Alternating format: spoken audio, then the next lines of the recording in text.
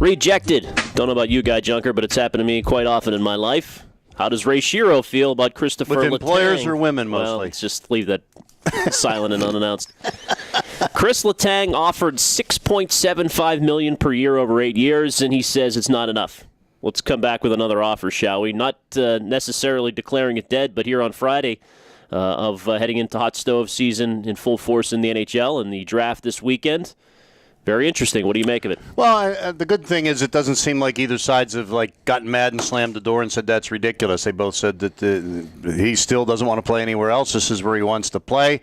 It's like anything else. If you're buying a house, you start someplace, you usually offer low and figure you got to come up some, or you usually ask for a higher price and you figure you come down some.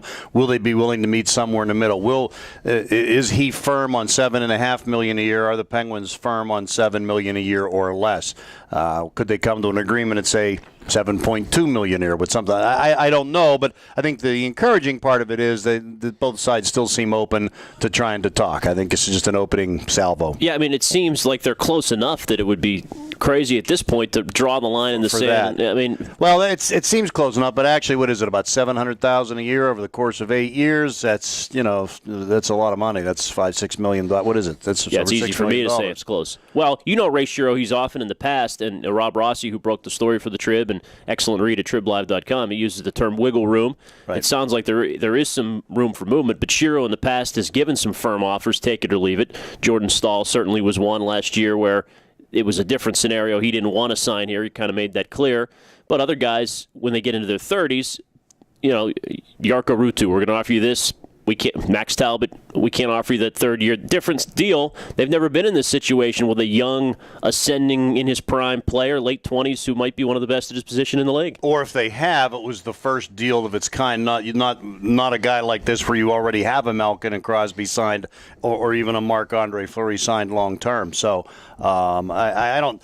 If let's just say if either Malkin or Crosby isn't on this team, they might give him the 7.5 and just say signed, sealed, delivered. This guy's too good. Give him what he deserves. And I mean, is this just maybe the fiscal reality of doing business now with the reduced salary cap? I don't, and maybe they can. I know you can't backload a contract as much as you could before, but they could backload it some, even if it averages out to 7.3 a year. Maybe these first couple years you could still keep it low enough until the salary cap starts to go back up a little bit. Because you've got to figure. I mean, I think the NHL is pretty healthy right now overall as a league. Ken, I mean, we talked about some of the television ratings and stuff. I figure revenues will continue to go up, and I think the cap will, might take by the end of his contract, it'll be higher than it was even last year. You can hope that, as long as the markets don't crash and the nation's economy doesn't go in the tank, and then nobody's buying tickets anymore.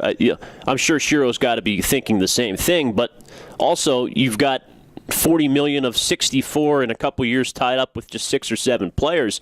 That gets to be a little frightening. Can you build a team around 3 players making this much money? And from Letang's point of view, I wonder if Crosby and Malkin, Guy, they took a little bit of a hometown discount to stay. I mean, not like extreme. Sid certainly could have made more, and Gino stepped in line.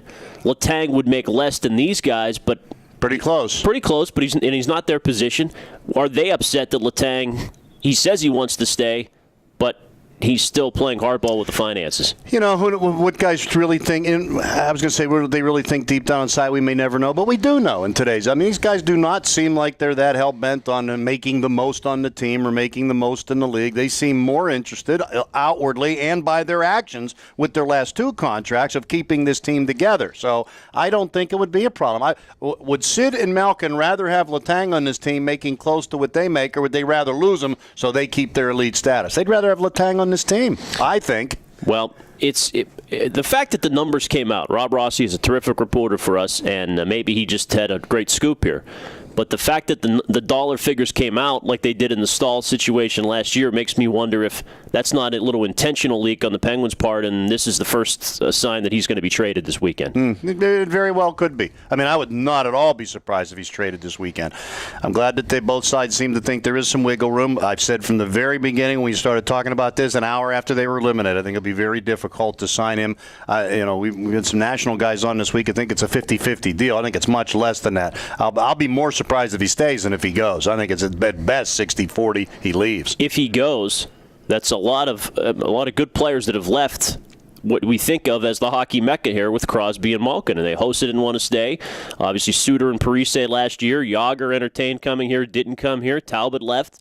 Ryan Malone left. Jordan Stahl left. It's pretty amazing that a lot of good play. You can't afford everybody when Crosby and Malkin are your stars, but they've not kept everybody they wanted to keep. I think you got to look at each one of those. And a lot of people have stayed here, and a lot of people have stayed here for less money than they could have made elsewhere. So, especially when you look at Parise and you look at Suter and you look at some of the reasons why they were going, they were, I think, more personal than they were financial. And the same with Jordan Stahl. Jordan Stahl had I think a lot of guys, if they played the same position as Malkin and Crosby, would consider going someplace else. It's like working behind me and you here. There's no chance of advancement. No chance. Total not rejection. Even a chuckle out of Mike. He's not even listening to us. Look. All right, we'll follow it over the weekend. Hot Stove turns into the NHL draft, and then, of course, free agency in a week. We're coming to a head on this situation, the Letang situation. Guy Junker, Ken Laird, TribLive.com.